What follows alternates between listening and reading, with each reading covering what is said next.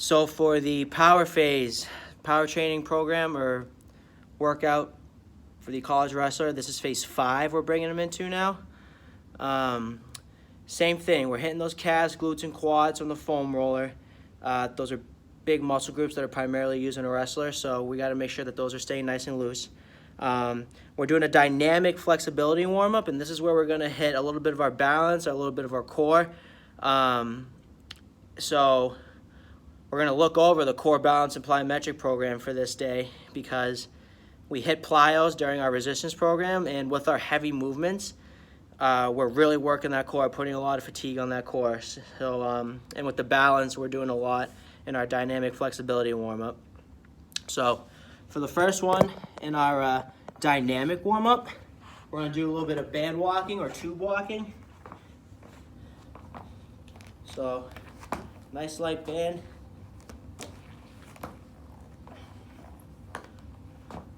Wrap it around your ankles.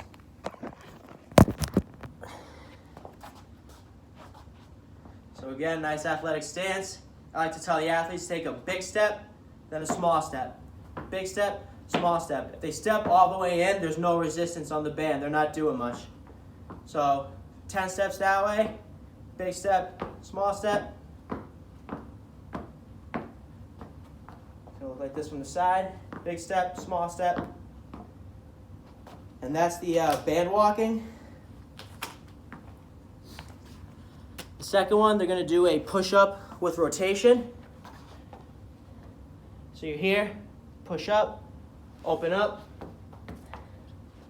I like to stack my feet if they're advanced enough. If not, you can have them keep their feet like so. So here, push up, twist the ankles on the ground, make sure those hips don't sag.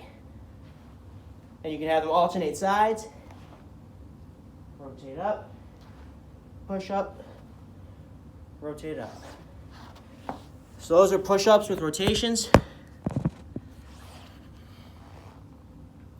Next one is a med ball with med ball rotation. So nice and simple. They're standing here, nice athletic base. Simply just rotating around, warming up that core. Going about 10 aside for that one. That's it, med ball rotation. Scorpions. Bit of a difficult one if someone's got flexibility issues.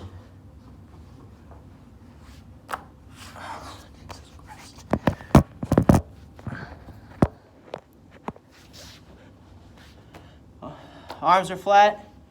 You're going to bring this foot up, try to reach it to the opposite hand, bring it back down. Rotate, rotate. From a side view, bring this up, rotate, rotate. So those are scorpions, same thing, about 10 aside for those. Single leg squat touchdowns, we talked about this in the strength phase video. They're just here, bend down, squat, tap the knee, tap, that's 10 aside. Or you have them reach the shin or the foot if they're advanced enough. And that's where you hit your balance for the workout today. Last one, Russian twist on a ball. A little bit different than your conventional Russian twist.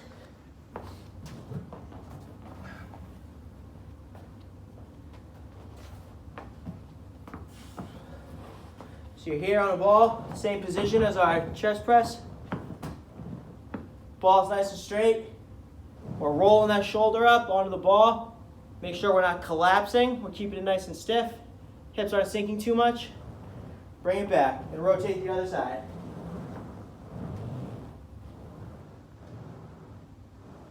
All right. And that's it for today's dynamic flexibility warm-up. So again, we're not hitting anything specific for our core balance and plyometric program. We already warmed up the core a little bit in the dynamic warm-up. We hit some balance. We're going to really fatigue the core with our power movements and strength movements later on in the resistance program. And we're going to hit our plyometric movements as well. Speed, agility, quickness training. We're hitting our same 6 ladder movements that I showed in the stabilization videos. So after that, you're only going to do that once through, and then you're going to hit your agility, change of direction movements more after, and then you're not going to come back to the ladder drill. So for today's workout, we're doing the T drill and the box drill. Two very popular cone drills. Let me set this up.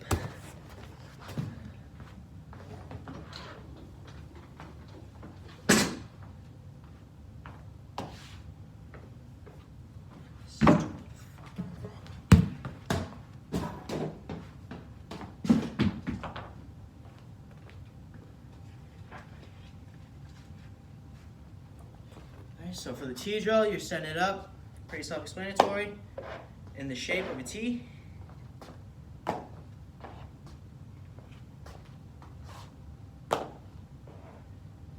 Three cones about 10 yards apart, the one in the middle, 5 yards. One about 10 yards back from the middle cone.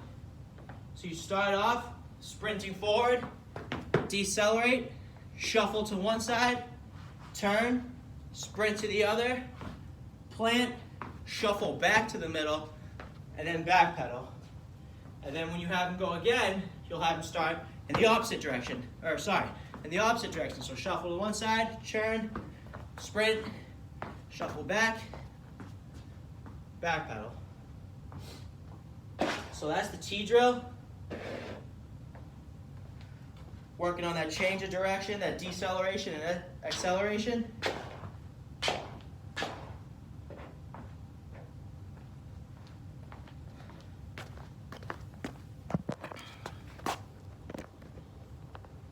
For the box drill, you have 4 cones set up in a square position. You're starting off on one box. You're either sprinting, shuffling, or backpedaling. You're just going in a square movement. Doesn't matter, like, all you're doing is making a square, starting off where you first started. So I'd sprint forward, decelerate, shuffle to the side, backpedal, shuffle back to where I started. And you're repeating this 4 times. So I would have them start off at a different cone every time, maybe change the direction. So you start off at that cone last time, start at this cone, start with the back pedal, hit your shuffle, sprint, shuffle again.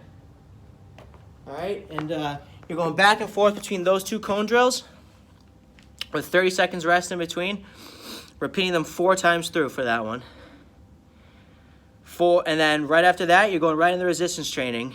You're supersetting a power movement with a strength movement for the,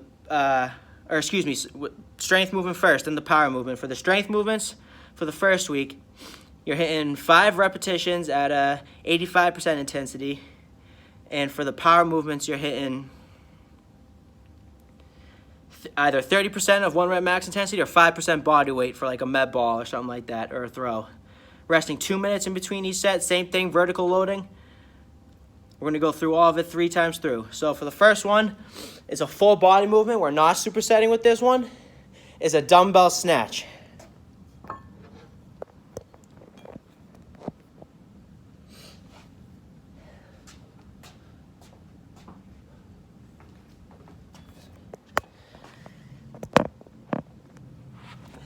All right, so you got 1 dumbbell and 1 arm. Slight hip hinge. We're popping up with our hips just like a clean or a snatch. Bringing the arm up or dragging the arm up, and then you're catching it at the top. So you're here, jump up, land in a squat position. Getting that butt back when you land. Slight hip hinge, pop the hips.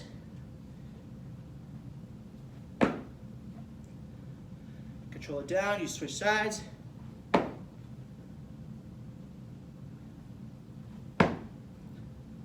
From the side view. You're trying to get up as fast and explosive as you can.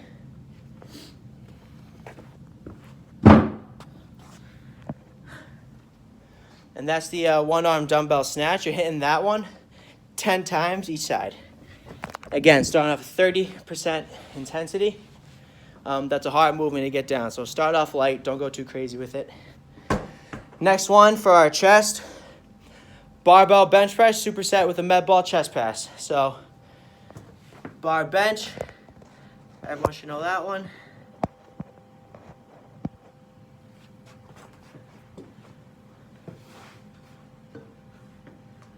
Our back's nice and flat. Hands about shoulder width apart, feet driving into the ground. Control it down, press it back up. I don't like to put the weight of the bar on the chest, but I like to tap it just slightly. I don't bounce, but control it down, press up. Keep the head down, bend those elbows, press up, working that chest.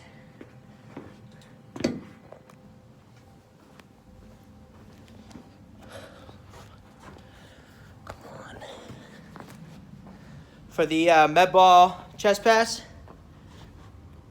pretty simple. Much easier to do this with a partner, or if you have a wall that you can slam up against on. You're here. All you're doing is pushing off with two hands, just like a basketball chest pass. All right, and you're gonna try to throw it a lot farther than that for the purpose of this video. I don't want to throw it too far and hit anything, but you're here. Nice athletic stance, core is tight. Straight chest pass, throwing it straight out. All right, that's our first set. You're hitting,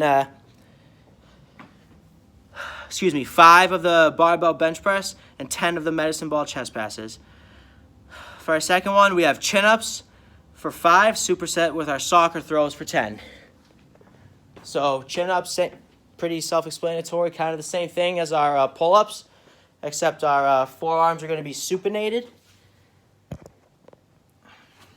So our forearms are facing us, maybe a little bit wider than shoulder width. Now start off down, get that chin above the bar. Those are the chin-ups.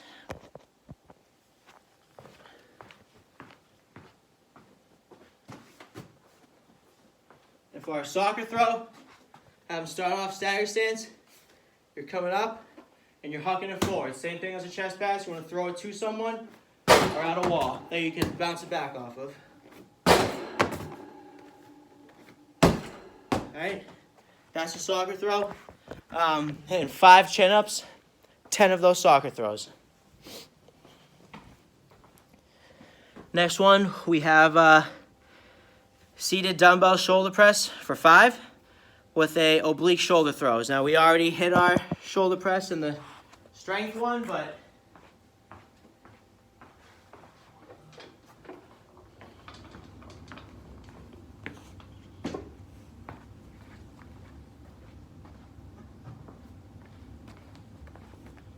so again, our seated shoulder press, we're up here, pressing up, nice controlled movement. Make sure our shoulders aren't shrugging up. Hitting that for 5. And our oblique throws. Again, throw it to a partner or off a wall.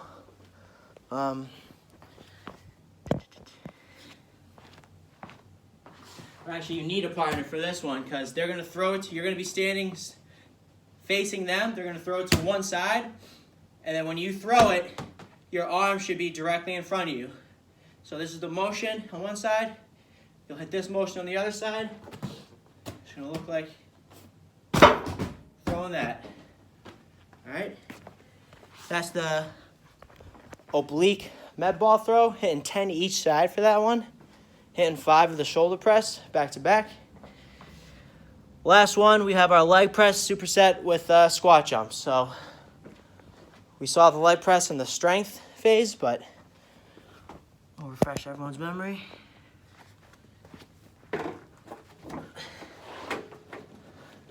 So we're here, try to start off with our legs about 90 degrees, feet about shoulder width apart, planting off our heels. Drive up. I don't like to lock out the legs. I like to leave a little bit of bend in the legs. Don't let the weight come completely off. Keep tension in the legs the whole time. Hitting that for 5 times.